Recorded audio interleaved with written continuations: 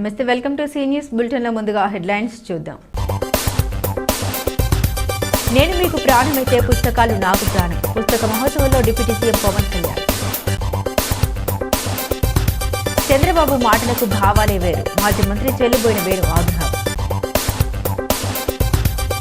విజయవాడకు వరద సమస్య లేకుండా చేస్తాం. మంత్రులు రామానాయుడు, నారాయణ సమస్య. ఎస్సీ ఎస్టీల కేసులు త్వరగా పరిష్కరించాలి. 4వ త్రైమాసిక డీవీఎంసీ సమావేశంలో కలెక్టర్. కూటమి ప్రతి అడుగు అభివృద్ధి వైపు. సిటీ ఎమ్మెల్యే ఆదిరెడ్డి శ్రీనివాస్ వెల్లడి. తెలుగు వారిగా పుట్టడం మన అదృష్టం. మన సాహిత్యం, రచన అద్భుతం. నేను తెలుగు సరిగా నేర్చుకోనందుకు ఇప్పుడు బాధపడుతున్నాను. ప్రస్తుతం నేర్చుకోవాలన్న సమయం ఉండడం లేదు. నేటి తరం పిల్లలకు నేనిచ్చే సూచన ఒకటే, తెలుగు వ్యాకరణం బాగా నేర్చుకోండి అంటూ పవన్ కళ్యాణ్ పిలుపునిచ్చారు. మాతృభాష రాకుండా ఏ ఇతర భాషను సరిగా నేర్చుకోలేరన్నది వాస్తవం. నా అభిమానులంతా తెలుగు భాషను, పుస్తకాల్ని కాపాడే సైన్యంగా మారాలని విజ్ఞప్తి చేస్తున్నా. నేను మీకు ప్రాణమైతే పుస్తకాలు నాకు ప్రాణం. అవే నన్ను మీకు ప్రాణంగా మార్చాయి. అందుకే పుస్తకాలు కొనండి, చదవండి అని ఉప ముఖ్యమంత్రి పవన్ కళ్యాణ్ పిలుపునిచ్చారు. విజయవాడలోని ఇందిరాగాంధీ మైదానంలో ఏర్పాటు చేసిన 35వ పుస్తక మహోత్సవాన్ని ఆయన ముఖ్య అతిథిగా హాజరై ప్రారంభించారు. రామోజీరావు సాహిత్య వేదికపై నిర్వహించిన ప్రారంభోత్సవ సభలో మాట్లాడారు. కోటి ఇవ్వడానికి ఈ క్షణం ఆలోచించను, కానీ ఓ పుస్తకం ఇవ్వడానికి మాత్రం మనసు అంగీకరించదు. నా దృష్టిలో పుస్తకాలు అంత విలువైనవి. చివరికి నా పిల్లలు అడిగినా పుస్తకం ఇవ్వాలంటే ఇబ్బంది పడతాను. నా దగ్గర ఉన్నది కాకుండా మరో ప్రతిని కొని ఇస్తాను. పుస్తకం నా జీవితంతో అంతలా పెనవేసుకుపోయిందని వ్యాఖ్యానించారు పవన్ కళ్యాణ్. అనంతరం పాములపర్తి వెంకట నరసింహారావు సాహిత్య జీవన చిత్రం పుస్తకావిష్కరణ జరిగింది. ఈ కార్యక్రమంలో ఎంఎస్కు విజయకుమార్, కృత్తివెంటి శ్రీనివాసరావు, ఏ కృష్ణారావు, ఎం నాగేశ్వరరావు, మండలి బుద్ధప్రసాద్, అప్పలనాయుడు, మనోహర్ నాయుడు తదితరులు పాల్గొన్నారు. ఇందాక నుంచి నా పరిస్థితి ఎలా ఉంది అంటే, ఒక చిన్న అబ్బాయిని వాళ్ళ అమ్మా నాన్న ఒక ఆట స్థలం, ఒక క్రీడా స్థలానికి తీసుకెళ్ళి కానీ, ఒక టాయ్ షాప్కి తీసుకెళ్ళి కానీ, ఒక బొమ్మల దుకాణానికి తీసుకెళ్ళి కానీ అతన్ని కూర్చోబెట్టి, అలాగే అతని కంట్రోల్గా పక్కన కూర్చోబెడితే వచ్చిందేమో బొమ్మలు చూడడానికి, కొనుక్కోవడానికి. ఇవన్నీ తల్లిదండ్రులు కూర్చొని హోల్డ్ చేసి మిగతా మాట్లాడితే ఎలా ఉంటుందో నా పరిస్థితి అలా ఉంది. చుట్టుపక్కల పుస్తకాల షాపులు.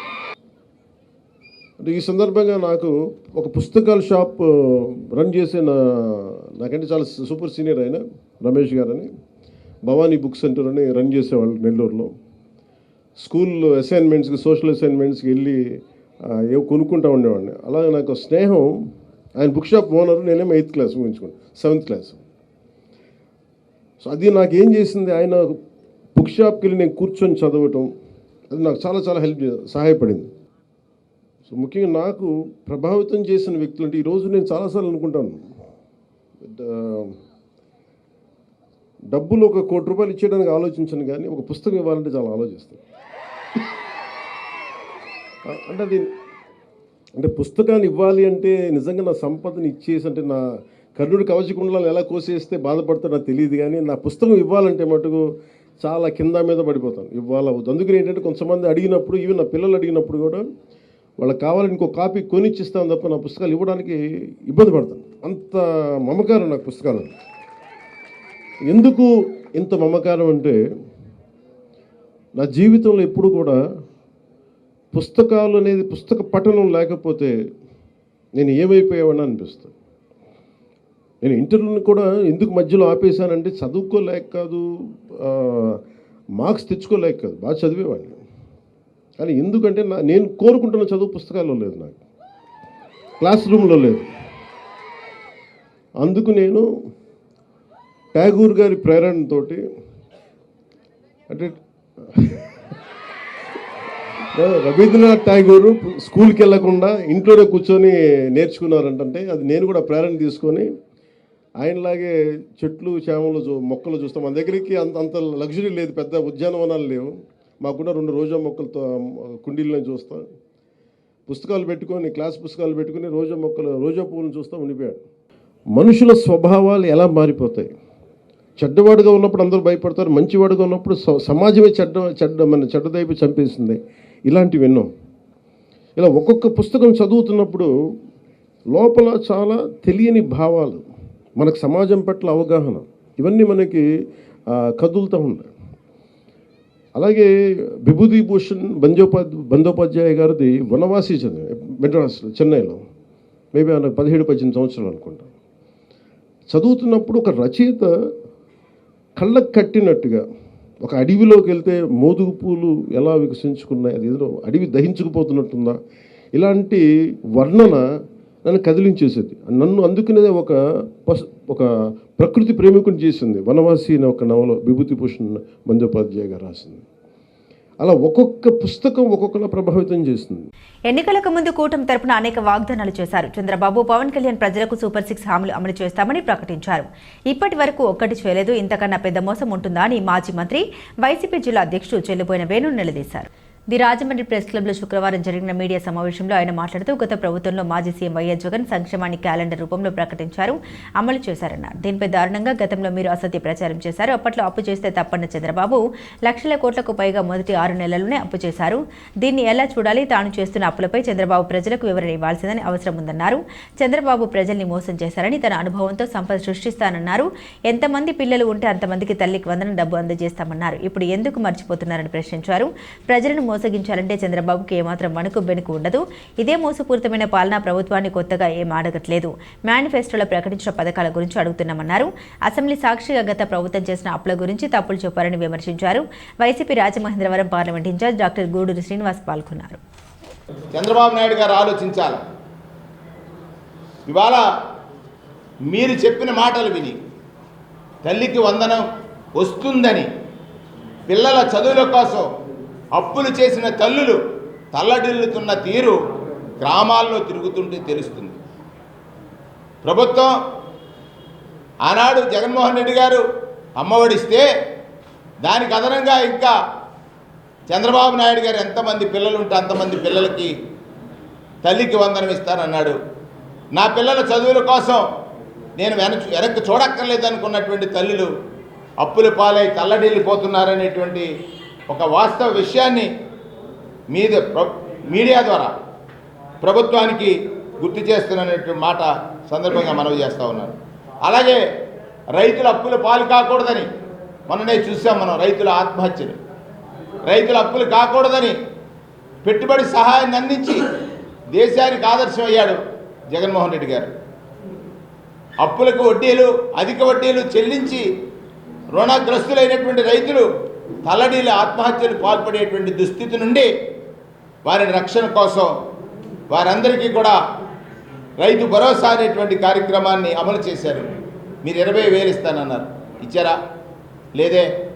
కేంద్రం నుంచి వచ్చేటువంటి నిధులు కూడా వారి ఖాతాలకు జమ చేయలేదే. ఆలోచించండి, ఇది రైతులను మోసగించడం కాదా అనేటువంటి మాట సందర్భంగా మనవి చేస్తూ ఉన్నాను. అలాగే ఆలోచన చేసినట్లయితే అన్నదాత సుఖీభవ అని పేరు పెట్టారు, పేరు మార్చారు. అన్నదాత సుఖీభవ అని పేరు మార్చారు. 10,000 కోట్లు రైతులకు ఇవ్వాల్సి ఉంటే 1000 కోట్లే మీరు బడ్జెట్లో చూపించినటువంటి పరిస్థితి ఉంది. రైతుకు విత్తనం నుంచి విక్రయం దాకా రైతుకు అండగా నిలవటానికి ఆనాడు ఆర్బీకేలు కానీ రైతులకు సంబంధించిన ప్రతి అంశంలోనూ ప్రభుత్వం బాధ్యత తీసుకుంది. ఈ ప్రభుత్వం విస్మరించింది అనేటువంటి మాటని సందర్భంగా మనవి చేస్తా ఉన్నాం. ఆడబిడ్డల్ని మోసగించడం కాదా? ఆశ చూపిన ఆడబిడ్డల్ని ఇంత ఘోరంగా మోసగిస్తారా? సుమారుగా 1,80,00,000 మంది ఆడబిడ్డలు ఉన్నారు. వాళ్ళు ఆక్రోశిస్తూ ఉన్నారు. ఏది ఈ ప్రభుత్వం చెప్పిందే? మాకు 18,000 రూపాయలు 19 ఏళ్ళు దాటి 58 ఏళ్ళు ఉంటే 59 ఏళ్ళు లోపు ఉంటే 18,000 రూపాయలు నా ఖాతాకు వస్తుందని ఆశపడినటువంటి ఆడబిడ్డకి ఇవాళ నిరాశ మిగిలింది, ఆక్రోశంలో ఉందనేటువంటి మాట సందర్భంగా మేము మనవి చేస్తా ఉన్నాం. కొల్లేరు నుండి ఉప్పుటేరు కలిసే చోట పూడిక పెరిగిపోతోందని రాష్ట్ర జలవనరుల శాఖ మంత్రి నిమ్మల రామానాయుడు తెలిపారు. బుడిమేరు వరద నియంత్రణపై మున్సిపల్ పట్టణ అభివృద్ధి శాఖ మంత్రి నారాయణతో కలిసి ఆయన శుక్రవారం సమీక్ష నిర్వహించారు. భవిష్యత్తులో విజయవాడకు వరద సమస్య లేకుండా తీసుకోవాల్సిన చర్యలపై ఇందులో చర్చించారు. ప్రజలకు ఇబ్బంది లేకుండా వరద నియంత్రణ చర్యలు చేపట్టడం గురించి వాళ్ళు సమాలోచన చేశారు. బుడిమేరు కృష్ణా నదికి ఒకేసారి వరద వస్తే ఏం చేయాలన్న దానిపై చర్చించారు. నిమ్మల మాట్లాడుతూ ఉప్పుటేరు పూడిక తీసే అంశంపై మొత్తం 5 అంశాలపై అంచనాలు రూపొందించాలని అధికారులను ఆదేశించినట్టు తెలిపారు. నెలాఖరులోపు దీనికి సంబంధించిన నివేదిక తయారు చేయనున్నారని తెలిపారు. వరదల సమయంలో సీఎం చంద్రబాబు సహా అంతా కష్టపడి పనిచేశారని వివరించారు. వరదలు రాకుండా శాశ్వత పరిష్కారం చూపాల్సిన అవసరం ఉందన్నారు. వైకాపా సర్కార్ చేసిన తప్పులు భవిష్యత్తులో పునరావృతం కాకూడదన్నదని తమ ప్రభుత్వ ఆలోచన అని నిమ్మల రామానాయుడు తెలిపారు. బుడిమేరు వరద వల్ల విజయవాడకు తీవ్ర నష్టం జరిగింది. విజయవాడను కాపాడుకోవడంపై అవగాహనకు వచ్చాం. ఇరిగేషన్, రెవెన్యూ, మున్సిపల్ శాఖలు కలిసి ప్రణాళిక సిద్ధం చేయనున్నామన్నారు. బుడమేరుకి 3 ప్రధానమైనటువంటి గండ్లు పడి ఆ వరద నీరు విజయవాడ సిటీని ముంచెత్తి ఆ రోజు పడినటువంటి కష్టాలు, ఇబ్బందులు ఈ రోజు కూడా మనందరం కూడా మర్చిపోలేనటువంటి పరిస్థితి మనందరికీ తెలుసు. మీ అందరికీ తెలుసు, ఏదైతే వెలగలేరు రెగ్యులేటర్ దగ్గర నుంచి డైవర్షన్ ఛానల్ ద్వారా 11 కిలోమీటర్లు ప్రయాణించి ఏదైతే కృష్ణాలో వాటర్ కలుస్తూ ఉందో ఆ డైవర్షన్ ఛానల్ వాస్తవంగా అది ప్రస్తుతం 17,500 క్యూసెక్కులు నీరు మాత్రమే ప్రవహిస్తూ ఉంది. మొన్న 50,000 క్యూసెక్కులు నీరు రావడంతో ఏదైతే ఆ యొక్క బుడమేరుకి గండ్లు ఏదైతే పడ్డాయో దాన్ని దృష్టిలో పెట్టుకుని ఆ యొక్క బుడమేరు ఆ డైవర్షన్ ఛానల్ని 37,500 క్యూసెక్కుల నీరు పెంచేటువంటి విధంగా టీపీఎస్ దగ్గరగా ఏదైతే డీపింగ్ అండ్ లైనింగ్ ఏదైతే ఉందో, అదేవిధంగా నేషనల్ హైవే 9 కిలోమీటర్ వరకు కూడా ఏదైతే లైనింగ్ చేయవలసినటువంటి అవసరం ఉందో, ఇంకా రెగ్యులేటర్స్ కెపాసిటీ ఎక్కడైతే మనం పెంచుకోవాలో అవన్నీ కూడా ఎస్టిమేట్ చేసుకుని తీసుకురామని చెప్పేసి సంబంధించినటువంటి శాఖలను కూడా మేము ఆదేశించడం జరిగింది. అంటే వెలగలేరు రెగ్యులేటర్ దగ్గర నుంచి కొల్లేరు వరకు వెళ్ళేటువంటి ఏదైతే ఓల్డ్ ఛానల్ బుడమేరు ఏదైతే ఉందో దాన్ని కూడా బిట్స్ కింద డివైడ్ చేసుకుని ఆ ఓల్డ్ ఛానల్ని ఒక 5,000, 10,000 క్యూసెక్కులకి మరి పరిమితం చేసుకుని ఏదైతే దానికి ప్యారలల్గా మరి ఒక న్యూ కెనాల్ని మనం తీసుకుని దానికి ఒక 20,000 క్యూసెక్కులకి న్యూ ఛానళ్ళు మనం లైన్ చేసుకుంటే ఎంత అవుతుంది, 30,000 క్యూసెక్కులకి అయితే ఎంత అవుతుంది అనేది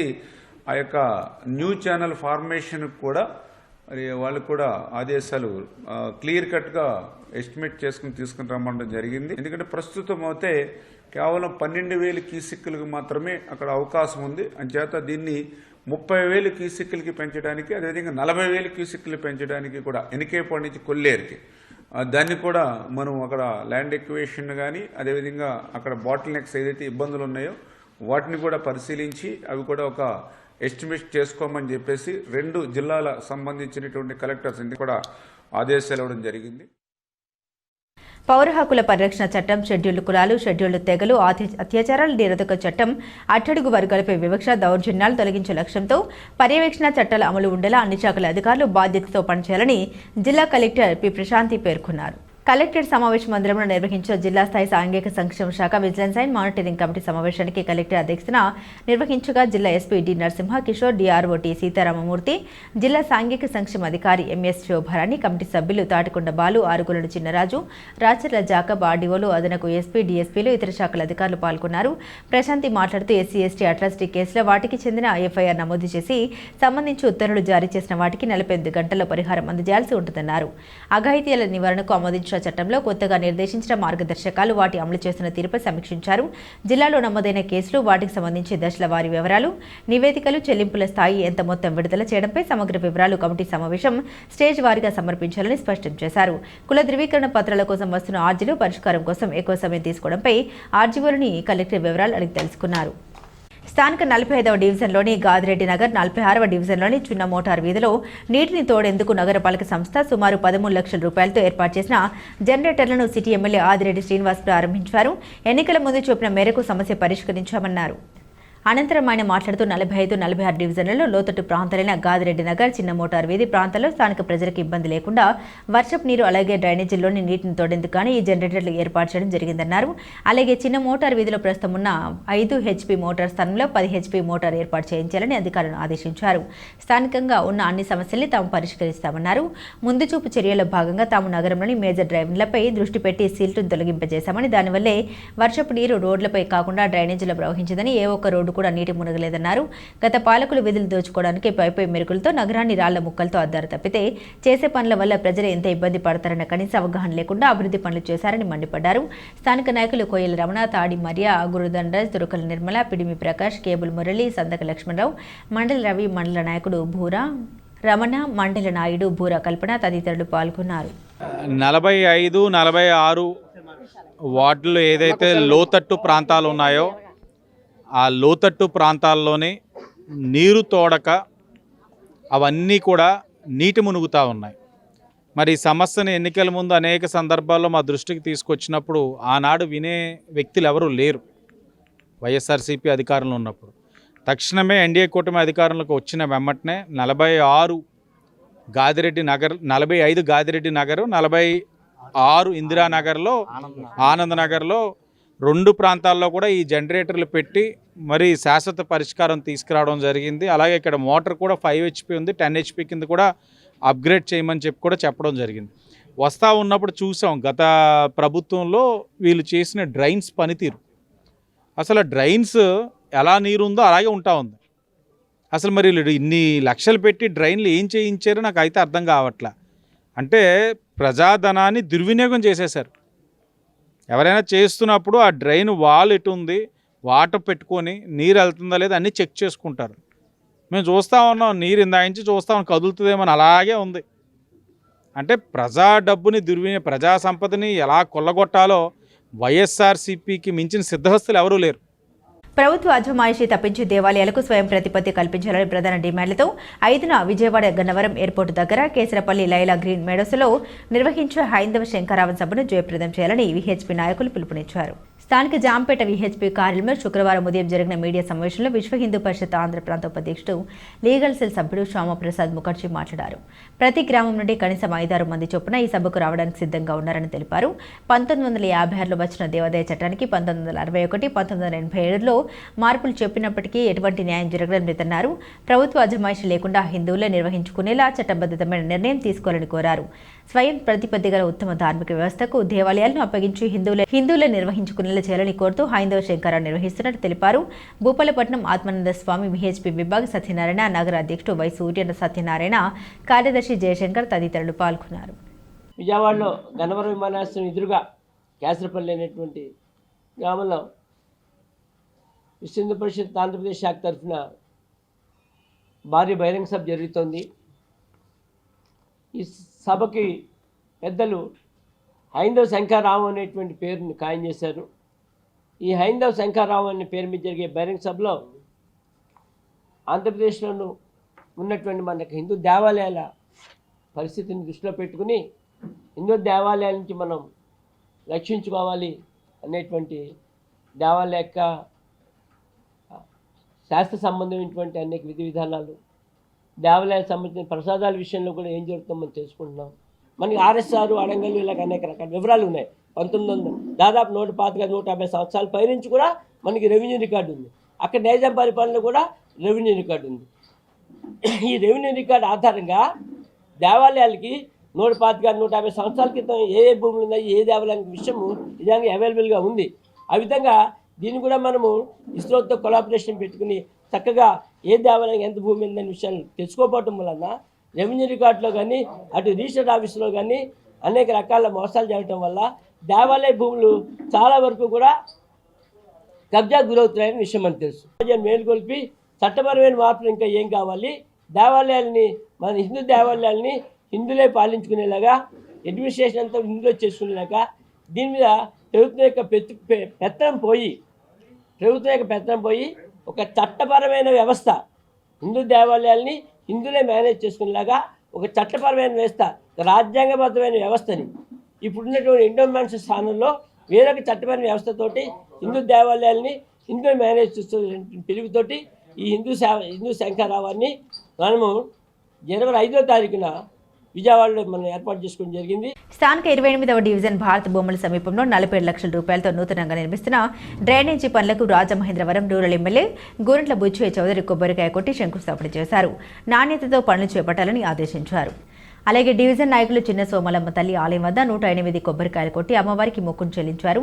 అనంతరం మొత్తం పర్యటించి అనేక సమస్యల్ని అడిగి తెలుసుకున్నారు. ఎమ్మెల్యే గోరంట్ల మాట్లాడుతూ అనేక సమస్యల్ని గుర్తించామని, ముఖ్యంగా మురుగునీరు, బయటకు పోయే డ్రైనేజీ వ్యవస్థ మెరుగుపడాలని, ఇళ్ల ముందు డ్రైనేజీపై నివాసులు సిమెంటు బల్లలు ఏర్పాటు చేయడం వల్ల మురుగు శుభ్రం చేసేందుకు వీలు లేకపోవడంతో డ్రైనేజీలు పూడుకుపోతున్నాయని, వాటిని శుభ్రం చేస్తే మురుగు నిల్వ ఉండదని పేర్కొన్నారు.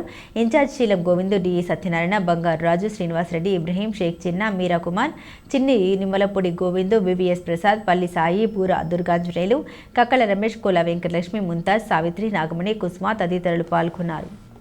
స్వతంత్ర జనతా పార్టీ అనుబంధ విద్యార్థి సంఘం ఏర్పాటు చేశామని, ఏ విద్యార్థులకు రాజ్యాంగబద్ధమైన హక్కుల సాధనకై ఈ విద్యార్థి సంఘం పనిచేయబోతుందని పార్టీ వ్యవస్థాపక అధ్యక్షుడు బర్రె ఆనంద్ కుమార్ ఉద్ఘాటించారు. ది రాజమండ్రి ప్రెస్ క్లబ్లో శుక్రవారం జరిగిన విలేకరుల సమావేశంలో తూర్పుగోదావరి జిల్లా నూతన అధ్యక్షుడిగా నియమితులైన గూదె వంశీకి నియామక పత్రం అందించారు. ఈ సందర్భంగా ఆయన మాట్లాడారు. భారత రాజ్యాంగం ఆర్టికల్ 21A 45, 46 అమలుకు విద్యార్థి సంఘం పనిచేస్తుందన్నారు. స్వతంత్ర జనతా పార్టీ అనుబంధ విద్యార్థి సంఘంగా స్వతంత్ర స్టూడెంట్స్ ఫెడరేషన్ ఏర్పాటు చేయబోతున్నామని, అందులో భాగంగానే చదువుల తల్లి సావిత్రిబాయి పూలే జయంతి రోజున ప్రకటన విడుదల చేస్తున్నామని తెలిపారు. వంశీ మాట్లాడుతూ తనకు ఉన్నతమైన బాధ్యతను అప్పగించిన బర్రె ఆనంద్ కుమార్కి కృతజ్ఞత తెలుపుతూ నిబద్ధతతో తన బాధ్యతలు నిర్వహిస్తామని వెల్లడించారు. ఈ సమావేశంలో జి అమర్, విజయ్ కుమార్, కొత్తపల్లి మహేష్, బందెల దుర్గాప్రసాద్, బి వంశీ, వి సాయి కిరణ్, పి జనార్దన్, గణేష్, చైతన్య, దిలీప్, సత్య, విఘ్నేష్, నీలం, వినయ్, రోషన్, ఫార్దీన్, దిలీప్ తదితరులు పాల్గొన్నారు. స్వతంత్ర జనతా పార్టీ రిపబ్లిక్ ఆధ్వర్యంలో అనుబంధ సంస్థగా దీన్ని ఒకటి ఏర్పాటు చేయాలని గత అనేక సంవత్సరాలుగా అనుకోవడం జరుగుతుంది. అయితే మనకు సరైన టీము ఒకరు ఉండాలి, ఆ టీంతోనే మనం ముందుకు నడిపించాలనుకునే క్రమంలో మన సోదరులు మిత్రులు కొంతమంది మనకి స్టూడెంట్స్ యాడ్ అవ్వడం, హాస్టల్స్లో కానీ లేకపోతే స్టూడెంట్స్ సమస్యల మీద కానీ ఫైట్ చేయడానికి ఇంట్రెస్ట్ చూపిస్తా ముందుకొచ్చిన సందర్భంలో ఒక అనుబంధ సంస్థగా, పార్టీకి అనుబంధ సంస్థగా ఒక స్టూడెంట్స్ యూనియన్ అనేది పెట్టాలని నిర్ణయం తీసుకోవడం జరిగింది. పూర్తి స్థాయిలో హాస్టల్స్ సరిగ్గా ఉండవు, హాస్టల్స్లో ఉన్న పిల్లలకు సరైన ఫెసిలిటీస్ ఎవరు, దానికి కావాల్సిన నిధులు సరిగ్గా ఎవరు, ఏ రూపంలో కూడా ఎవరికి ఏమీ కల్పించకుండా కేవలం ఏదో మీ పిల్లలు హాస్టల్స్ పెట్టాం నడిపించేస్తాం అనే పద్ధతిలో మాత్రం వెళ్తుంది. వీటన్నిటి మీద కూడా కాన్స్టిట్యూషనల్గా, లీగల్గా మేము ఫైట్ చేయడానికి రెడీగా ఉన్నాం. అదేవిధంగా స్టూడెంట్స్ని ఎప్పుడు చూసినా ధర్నాలు చేద్దాం, రాస్తారోకోలు చేద్దాం, పోరాటాలు దిగుదాం అన్న కాన్సెప్టే కాకుండా అసలు రాజ్యాంగబద్ధంగా మనకున్న హక్కులేంటి, చట్టాలేంటి, అవకాశాలేంటి, ఇవన్నీ కూడా తెలియజేయడానికి ఈ స్వతంత్ర స్టూడెంట్స్ ఫెడరేషన్ అనే ఒక ఆర్గనైజేషన్ చాలా క్లియర్గా పనిచేస్తుంది, ఒక స్పష్టమైన అవగాహనతోనే పనిచేస్తుందని చెప్పి తెలియజేస్తున్నాం. గర్భస్థ లింగ నిర్ధారణ పరీక్షలు జరపడం చట్టరీత్యా నేరమని, లింగ నిర్ధారణ పరీక్షలు ఎక్కడైనా జరిగితే వారి లైసెన్స్ రద్దు చేయడం జరుగుతుందని జిల్లా వైద్య ఆరోగ్య శాఖ అధికారి doctor K Venkateswararao private scanning ఆసుపత్రుల యాజమాన్యాలను హెచ్చరించారు. స్థానిక ఇండియన్ మెడికల్ అసోసియేషన్ IMA హాల్లో డాక్టర్ కె వెంకటేశ్వరరావు అధ్యక్షతన జిల్లాలోని ప్రైవేట్ స్కానింగ్ సెంటర్లు, జిల్లాలోని గవర్నమెంట్ స్కానింగ్ సెంటర్స్కు PCP NDT యాక్ట్ ఇంప్లిమెంట్పై కేపీసీటీ బిల్డింగ్ ఒకరోజు ట్రైనింగ్ ప్రోగ్రాం నిర్వహించారు. ఆయన మాట్లాడుతూ జిల్లాలోని ప్రతి స్కానింగ్ సెంటర్లో లింగ నిర్ధారణ పరీక్షలు నిషేధమని బోర్డులను ప్రదర్శించాలని, ఫారం Fలు ప్రతి నెల ఆన్లైన్లో అప్లోడ్ చేయాలని తెలియజేశారు. స్కానింగ్ సెంటర్లో గర్భిణీ స్త్రీలు స్కానింగ్ చేసినప్పుడు వారికి గర్భస్థ లింగ నిర్ధారణ పరీక్షలు జరపరాదన్నారు. డాక్టర్ PSL ప్రసన్న మాట్లాడుతూ లింగ నిర్ధారణ పరీక్షలు జరగకుండా పోలీస్, రెవెన్యూ సిబ్బంది సహకరించాలని కోరారు. Deputy DM Satyakumar, Nalluri SI Nagaratnam, వైద్యులు పాల్గొన్నారు. మీరు లింగ నిర్ధారణ చేయటం వల్ల చేసి వాళ్ళకి సెక్స్ ఏంటనేది చెప్పడం వల్ల ఈ సమస్యలు వస్తున్నాయన్నది కూడా కామెంట్ వస్తుంది. అలాగే హెల్త్ డిపార్ట్మెంట్ సరైన ఆకస్మిక తనిఖీలు నిర్వహించట్లేదని కూడా కామెంట్ వస్తుంది. కాబట్టి ఇక నుంచి జిల్లాలో ఉన్న అన్ని scanning centres, registered scanning centres పైన డేటా ఆపరేషన్ జరుగుతాయి. దానికి మీరు అందరూ సహకరించమని ఈ సందర్భంగా కోరుతున్నాం. డేటా ఆపరేషన్స్ టీంలో ఎవరెవరు ఉంటారు అన్నది డెమో గారు మీరు ఒకసారి చెప్పండి. చెప్పండి. ఇందులో మీరు తీసుకోవాల్సిన జాగ్రత్తల గురించి ఇప్పుడు లాయర్ గారు ఆల్రెడీ చెప్పారు, మరొకసారి నేను తెలియజేస్తాను. ప్రతి సెంటర్లో గర్భస్థ లింగ నిర్ధారణ చట్టరీత్యా నేరం అనే ఫ్లెక్సీలను OP రూమ్, రిజిస్టర్ కౌంటర్ వద్ద, స్కానింగ్ రూమ్ ఎదురుగా, స్కానింగ్ రూమ్ లోపల ఉంచాలి. ధరల పట్టిక చూపించాలి. ప్రతి స్కానింగ్ సెంటర్ నందు ఫామ్ B రిజిస్ట్రేషన్ సర్టిఫికెట్ ఉండేలా చూసుకోవాలి. సావిత్రిబాయి పూలే గొప్ప మహిళా మూర్తి, భారతదేశ తొలి గురువు. ఆమె ప్రపంచానికి ఆదర్శమూర్తి అని ఉభయ రాష్ట్రాల BC JSC chairman Margani Nageswararao అన్నారు. శుక్రవారం VL-పురం మార్గని ఎస్టేట్స్లో ప్రాంగణంలో ఆమెకు ఘనంగా నివాళులర్పించారు. వైఎస్ఆర్సీపీ సిటీ కార్యాలయంలో సావిత్రిబాయి పూలే జయంతి సందర్భంగా చిత్రపటానికి పుష్పాంజలి ఘటించారు. ఈ సందర్భంగా నాగేశ్వరరావు మాట్లాడారు. మహాత్మా జ్యోతిరావు పూలే తన భార్యకు విద్యను నేర్పించి సావిత్రిబాయి పూలే ద్వారా తోటి మహిళలకు విద్యను అందించే భారతదేశపు తొలి మహిళా ఉపాధ్యాయురాలిగా కీర్తి గడించారన్నారు. సమాజంలో సావిత్రిబాయి పూలేను ఆదర్శంగా తీసుకుని ఎందరో మహిళలు విద్యారంగంలో ప్రతిభావంతులై ఉన్నత స్థాయికి చేరుకున్నారన్నారు. ఈ కార్యక్రమంలో మధ్య అప్పారావు, సంఖ్య భవానీ, ప్రియ, అనంతలక్ష్మి, గణేష్, కట్ట వెంకటేశ్లను, యాదవ్, కృష్ణవేణి, సత్యకుమారి తదితరులు ఉన్నారు. ఆనాటి పిల్లలందరికీ కూడా బడుగు వర్గాల పిల్లలకి చదువు నేర్పించే ఉద్దేశంతో ఆయన పాఠశాలను ఎన్నో స్థాపించడం కూడా జరిగింది. కానీ మహిళలకి కూడా ఒక ఉపాధ్యాయురాలు కావాలని చెప్పి తన భార్య అయిన సావిత్రిని ఆయన ఉపాధ్యాయులుగా తీర్చిదిద్ది ఆనాడు అందరికీ కూడా బాలికలకు కూడా విద్యని అభ్యసించేటట్టు చేశారు. ఆనాడు ఆభిజాత్య కులాలు ఈ బడుగు బలహీన వర్గాలతో పాటు వాళ్ళలో ఉన్న స్త్రీలను కూడా చదువుకి అనర్హులు అని చెప్పి మనువాద సిద్ధాంతాన్ని వాళ్ళ ఆనాడు ప్రకటించి వాళ్ళ కుల బాలికలను కూడా చదువుకు దూరం చేశారు. అప్పుడు సావిత్రిబాయి పూలే వాళ్ళందరికీ కూడా చదువు చెప్పి ఆనాడు వితంతు వివాహాలని కూడా చేయాలనే ఉద్దేశంతో ఆయన స్ఫూర్తితోటే మన వీరేశలింగం గారు కూడా వితంతు వివాహాలను ఇక్కడ ఆంధ్ర రాష్ట్రంలో చేయడం కూడా జరిగింది. అటువంటి జ్యోతిరావు పూలే సతీమణి అయిన సావిత్రిబాయి పూలే ఆనాడు ఈ వితంతువులకి గర్భాలు ధరిస్తున్నప్పుడు భ్రూణ హత్యలు చేశారు, అబార్షన్స్.